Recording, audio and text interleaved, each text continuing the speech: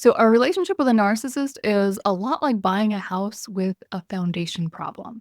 On the surface, everything looks solid, but the longer you stay, the shakier it becomes. So, in this video, I'm going to walk you through 9 signs of covert narcissism that don't really look so narcissistic at all on the surface. So, you can see the foundation problem for what it is before it all starts to crack beneath you. My name is Christina, and I help people make sense of the chaos narcissists leave behind so they can stop second guessing themselves and finally move on. And if you're still not sure about what's keeping you stuck, I created a free quiz that can help. It's designed to show you exactly where you are in the recovery process and what to focus on next. You'll find a link for that in the description. So let's start with the first sign, because it's one that usually flies under the radar. And by the time you recognize it, it's already started to chip away at your sense of reality.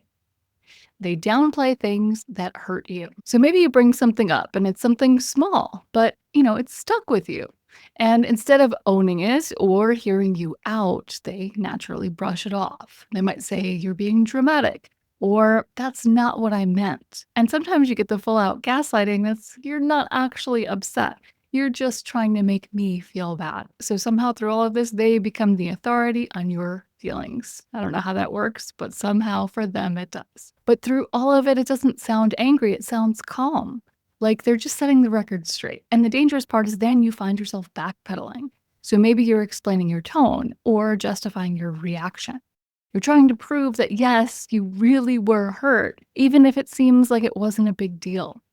And this is where the shift starts, because now you're not talking about what they did. Instead, there's a group effort managing how much pain you're allowed to feel. And there you are working overtime to sound reasonable so they don't flip it back on you. And in the moment, it seems easier to just let it go. But over time, you start feeling like you're walking through a space that's delicate. Not because anything's shattered just yet, but because the damage keeps showing up in the same spot. So now you're moving differently, not because you're fragile, but because the relationship is. You're watching your step, trying not to press too hard or speak too loudly, or definitely trying not to need too much, because you've been here before. And the last time you spoke up, they turned it around on you. And that's the crack in the foundation. It's not the disagreement itself, but the way they rewrite it to make you feel like you're the problem. And the longer you stay, the more normal that starts to feel. Like maybe you are overreacting. Or maybe this is just what relationships feel like when you're hard to love. But it's not. And you're not hard to love. They just made you feel that way. All of this is just a show, and it's a quiet erosion of your self-worth. So another sign of covert narcissism that doesn't seem so narcissistic on the surface is they turn your pain into theirs.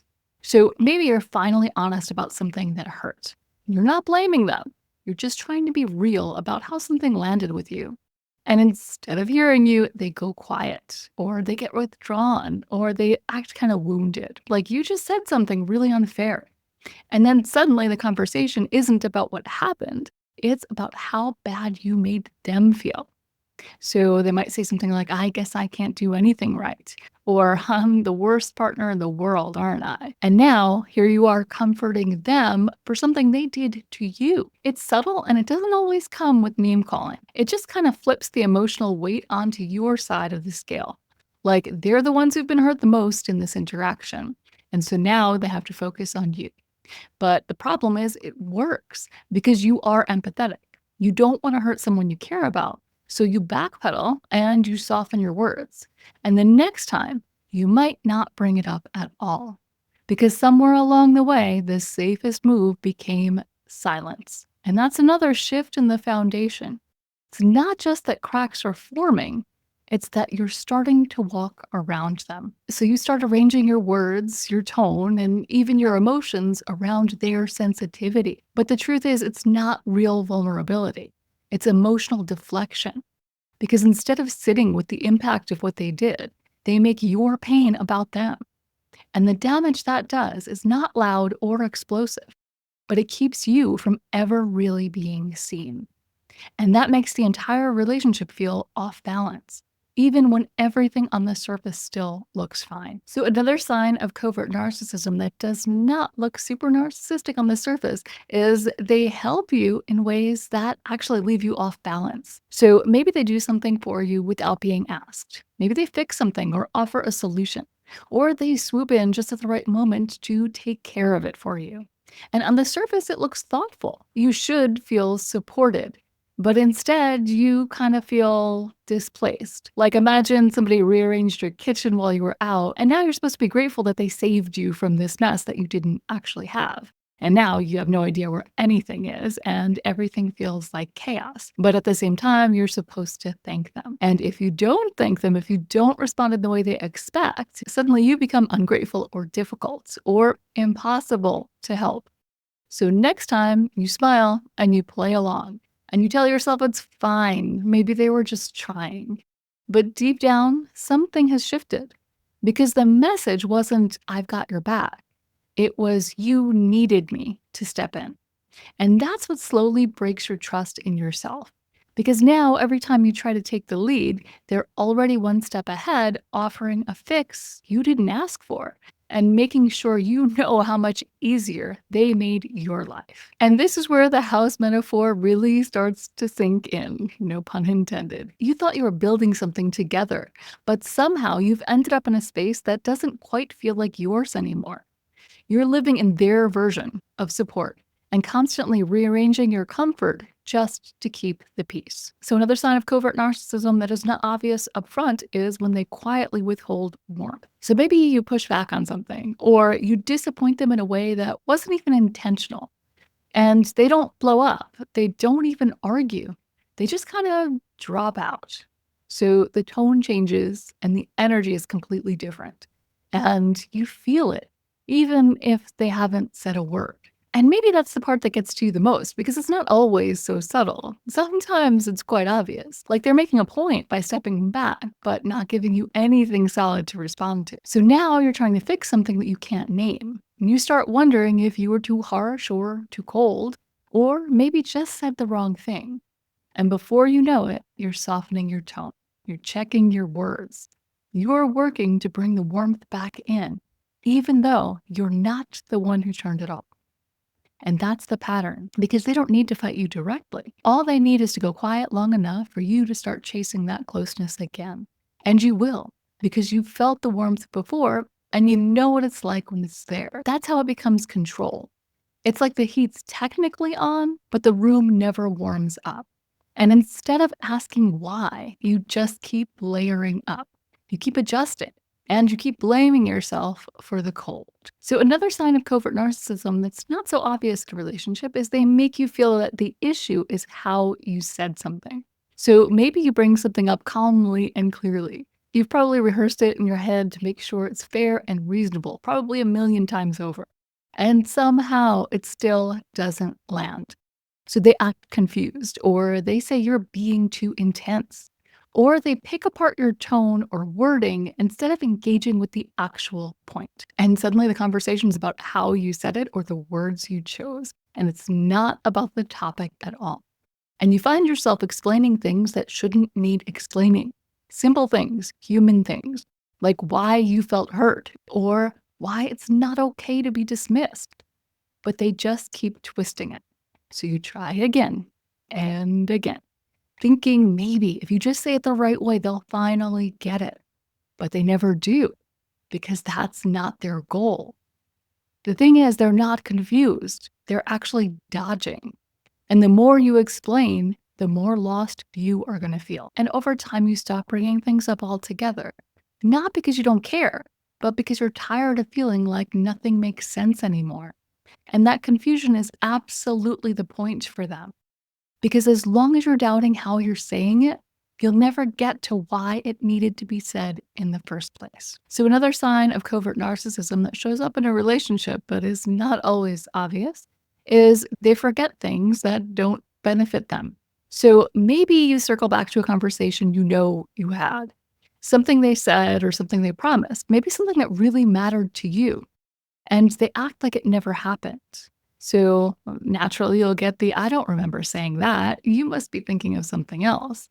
Or, that's not what I meant. And now you're not just hurt, you're defending your memory and you're finding yourself digging through old texts and reading messages, trying to find proof that you're not making this up because you know you're not. But the more they deny, the more you start to wonder if maybe you misunderstood, or maybe you just wanted to hear something that they never actually said. And this is how it works. They don't erase the story, just the parts that hold them accountable. And every time they do, they repaint over the same wall, like the crack was never there in the first place, like you imagined it. And the fact that you keep trying to prove what actually happened is not about clarity, that's survival. Because when the people around you keep rewriting the past, you start to lose your footing in the present. So, another way covert narcissism shows up in a relationship that's not super obvious is that the narcissist is warm in public, but cold in private. So when other people are around, they're charming, thoughtful, engaged, and they smile when they talk to you. Maybe they make jokes. They touch your shoulder like you're close. And to everyone else, it looks like you're lucky. It looks like the relationship is solid. But then you get home and everything shifts. Then they're quiet or distant, or they're just not interested. And it's not just one bad day, and it's not necessarily that there's even a reason. It's that there's warmth when people are watching and coldness when they're not. And that split starts to wear on you because when the house looks pristine from the outside, no one would imagine that the basement floods every time it rains. So you start wondering if maybe you're the problem. Maybe you're expecting too much, but you're not. You're just noticing the gap. And that's the danger of this kind of covert behavior. It doesn't just make you feel unseen, it makes you feel crazy for seeing what no one else can. So another sign that covert narcissism is present that is not super obvious is that you're always tired, but there's no obvious reason. So maybe nothing huge has happened. You haven't had some explosive fight, and they haven't said anything that's outright cruel, but you're tired, and you can't quite explain why. Not tired like you need a nap, tired like your brain doesn't stop scanning for what mood they're in. Tired like you're constantly trying to say the right things in the right way so it doesn't set something off, even though half the time you don't even know what that something is. And maybe people around you wouldn't get it because everything looks fine. You're still functioning. The relationship looks normal, but you don't feel normal. You feel off, on edge, kind of like you're walking around with a low battery all the time, and you don't even remember when it started draining.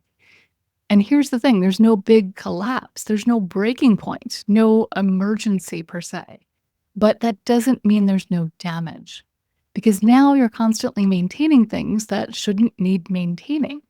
You're keeping the peace, you're filling in the emotional gaps, explaining things to yourself that don't actually make sense, just so you can stay upright in a space that never really lets you rest. It's like the house is still standing, but only because you're running around with duct tape and drywall mud, trying to keep the place livable. And you don't even know when that became your job. You just know you're tired. And the worst part is you've started to think that's just what love is supposed to feel like. So another sign of covert narcissism that is not obviously narcissistic on the surface is that they tell you what they want to hear, but they never follow through. So maybe they say exactly what you've been wanting to hear, that they're going to change, that they finally understand how much this has affected you, or that things will be different. And in the moment, it feels real, like you can finally exhale. But then time passes and nothing happens, or the story changes, or maybe they act like you misunderstood what they meant. And when you bring it up, they twist it. They say, again, I never said that, or that's not how I remember it. And now you're stuck between what they said and what they're doing, between what you felt and what they're pretending never happened. And this is future faking. It's giving you just enough hope to keep you emotionally invested, but never enough follow through to actually build anything real. So to bring it back to the house analogy, it's like they sketch out this beautiful renovation, right? And they promise the upgrades, the lighting, and the space. But when it's time to show up and start the work, they disappear. And you're left in the same old house, holding blueprints that were never meant to be followed. And maybe the hardest part is you weren't asking for fantasies. You just wanted something solid and something honest. But when someone keeps promising a future they have no intention of creating, what they're really doing is buying time. Well, you keep living in a house that was never going to be finished. So maybe it didn't look toxic at first. Maybe there were no screaming matches, no obvious threats. Maybe there were just quiet shifts, confusing moments, and little betrayals that didn't feel like betrayals at the time. And that's exactly why covert narcissism is so hard to see, because the damage doesn't hit all at once.